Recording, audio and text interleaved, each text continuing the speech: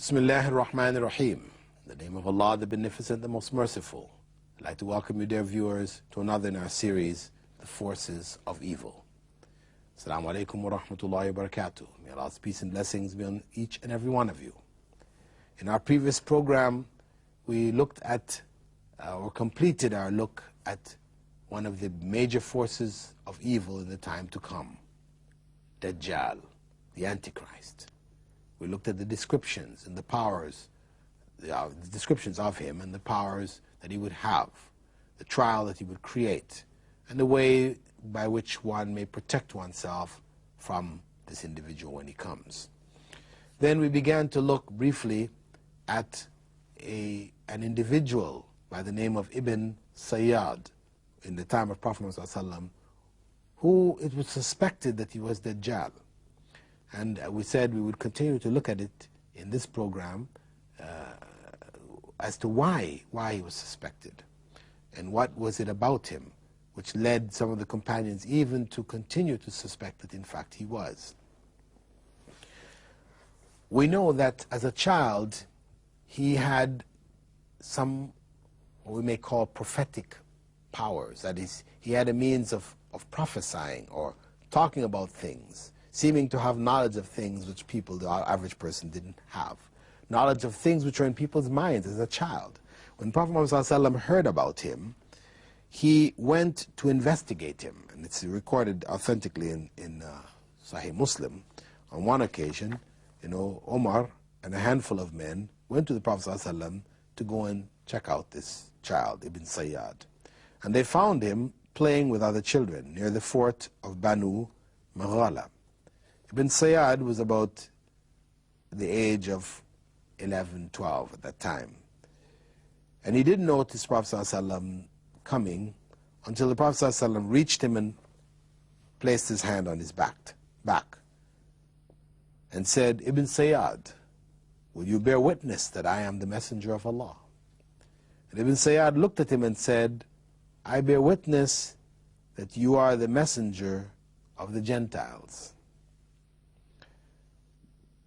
Then Ibn Sayyad asked Allah's messenger, do you bear witness that I am the messenger of Allah? This is very bold, very challenging, very obstinate. And the Prophet ﷺ said, I believe in Allah and His messengers. He rejected him. Then he asked him, what do you see? And Ibn Sayyad said, one comes to me who tells the truth and also lies. He has some kind of forces that come to him and give him information. And the Prophet ﷺ said, you are confused. Then he asked him, what have I concealed in my mind from you? And he said, thinking, it is dukh. Allah's messenger responded, get away, for you will never be able to surpass your station. But the Prophet ﷺ was reflecting on was ad-dukhan, right? Which Surah ad-Dukhan, the verse from Surah ad-Dukhan where Allah mentions it, this is the 44th chapter, verse 10. This individual was able to reach as far as dukh, which is actually a dialectical variant of the term dukhan. But he was not able to bring it all up. Anyway, the Prophet ﷺ told him to get away, pointing out really, in fact, that he really wasn't Dajjal. He couldn't go beyond that point. And at that point, Umar ibn al-Khattab asked permission of the Prophet ﷺ to cut off his head, to kill him at the spot. And the Prophet ﷺ said, if it is really him, if this really was Dajjal, you would not be able to overpower him. And if he wasn't, there would be no good in you killing him. At any rate, on another occasion, or during the same encounter when he was asking different questions, he asked Ibn Sayyad, what did he see? And Ibn Sayyad said, I see a throne over water. Prophet ﷺ told him, what you are seeing is the throne of Satan on the ocean. And at any rate, this individual, based on the Prophet ﷺ's confirmation, was that he in fact was not a Dajjal. However, as I mentioned, some of the companions continued to feel that in fact he was. And Abu Sa'id al-Khudri, one of the companions, mentioned an incident which took place after the time of the Prophet ﷺ, where this feeling of theirs was expressed. And he said, we went out, this is also recorded in Sahih Muslim, we went out to perform Hajj with Ibn Sayyad, or Ibn Said, and we camped in a place, and all of the people left, so only himself and Ibn Sayyad was there. And he said that, we did suspect that he was Dajjal. And Ibn Sayyad, when he saw that it was just the two of them, he picked up his luggage and brought it next to Abu Sa'id and sat next to him. Abu Sa'id became very nervous about this, so he told him, it's really hot. Why don't you put your luggage under that tree, get the shade of the tree. So he went off and he did that. And he then went and got a bowl of milk from a sheep, and he brought it to Abu Sa'id, sit down with him to have him drink some. But Abu Sa'id refused. He said, it's so hot, I think the milk will also be hot. I don't really want to drink it. But really what was in his heart was he didn't want to drink anything from this individual, fearing that he was in fact Dajjal. In any case, Abu Sa'id, this Ibn Sayyad realized what was going on, and he said to him, Abu Sa'id, I was thinking to get myself a rope and tie it from a tree and hang myself because of what people say about me, accusing me of being Dajjal. When in fact, you Ansar, you people of Medina, you know about the hadith of the Prophet ﷺ concerning Dajjal well. And is that not the case? So Abu Sa'id said, yes, it's true. So he said,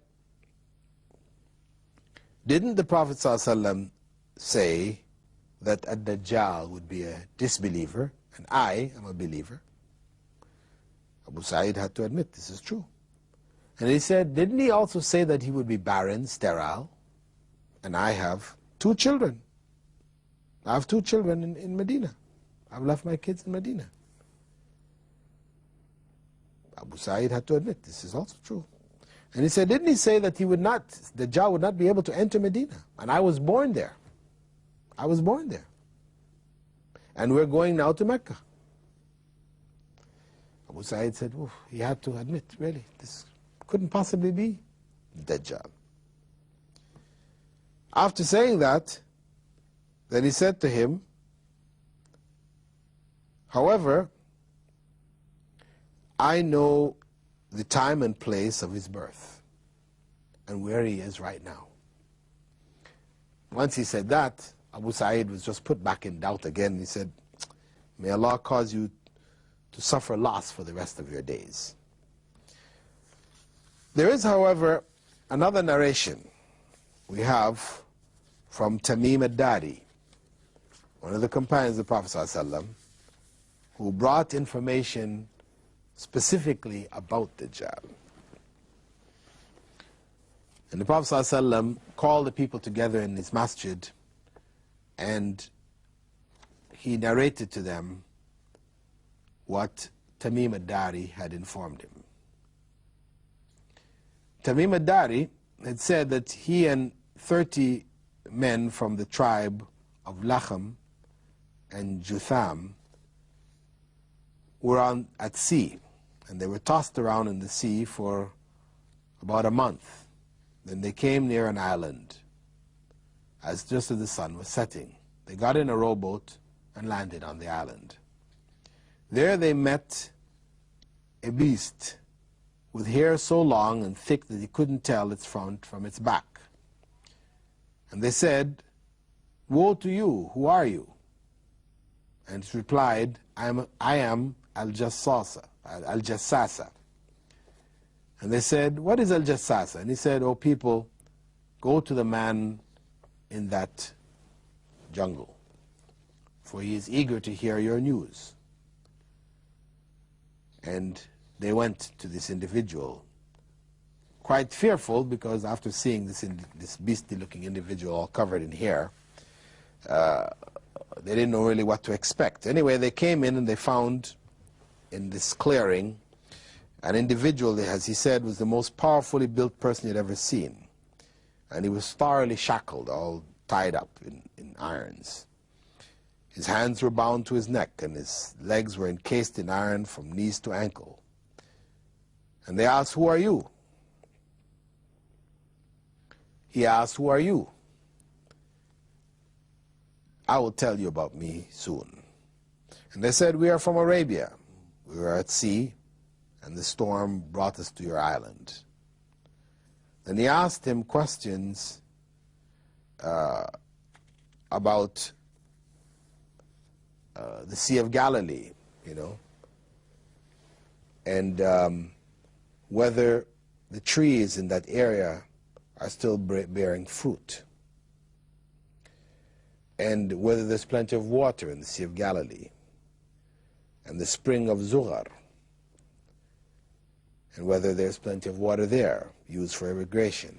And then he asked them about the prophet of the illiterates. He said, has he left Mecca and gone to Yathrib, to Medina? Have the Arabs fought against him? And how did he deal with them? And so on and so forth.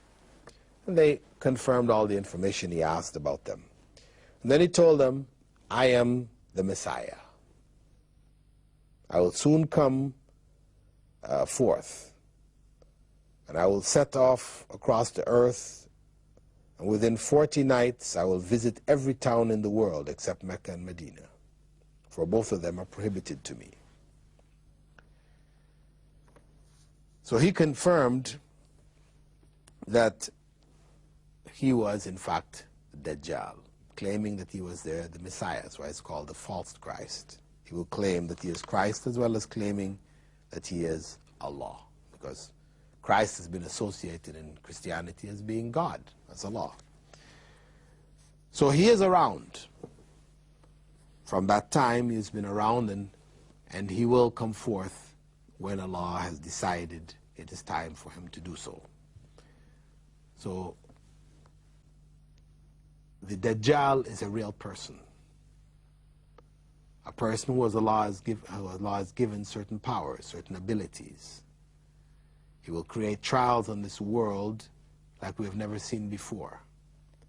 We should be aware of his coming. We should protect ourselves from his evil by knowing all of the descriptions of him, by being firm with our religion, practicing it, holding on firmly to it, avoiding his coming if we hear that he has appeared. And we should not be deluded or fooled by the various interpretations and explanations which have been given to explain him away, to say that he is in fact Western civilization, he is capitalism, he is the television, he is the Pope, or he is the this, he is the that. You know, as time passes, people will make these kind of mentions. They will make him into a symbolic individual, having no real reality to him. But the fact of the matter is that he is real, and he will come. We need to inform our families, our children, our friends, keep knowledge of him alive. We talk about everything else. We enjoy stories. We watch movies or read magazines or, you know, read stories in books, novels, etc. We are entertained by these things.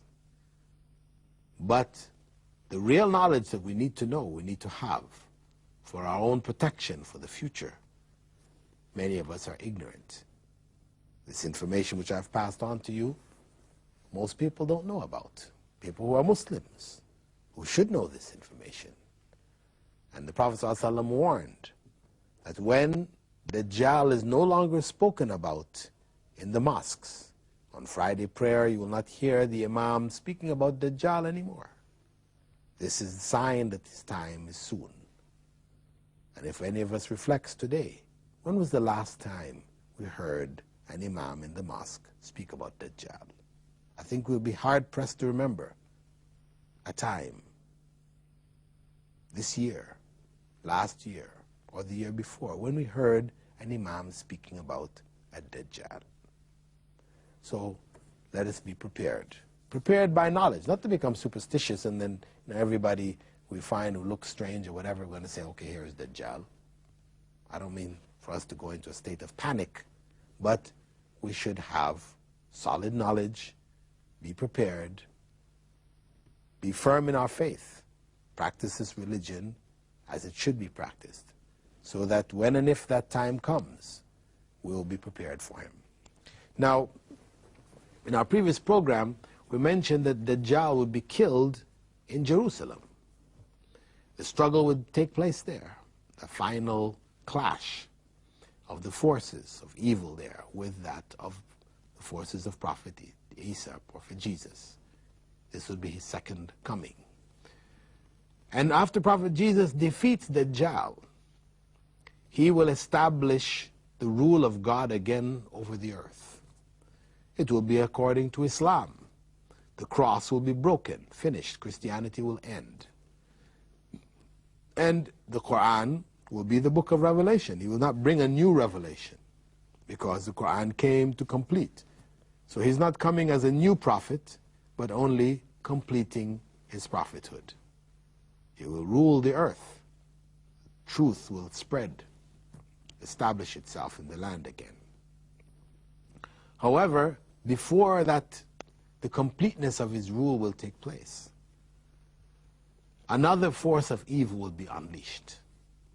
It is a force that we spoke about in our interpretation of the chapter known as the cave, Surah Al-Kahf, wherein Dhul Qarnayn, centuries ago, was asked to build a barrier to protect the people of a land from the Gog and the Magog.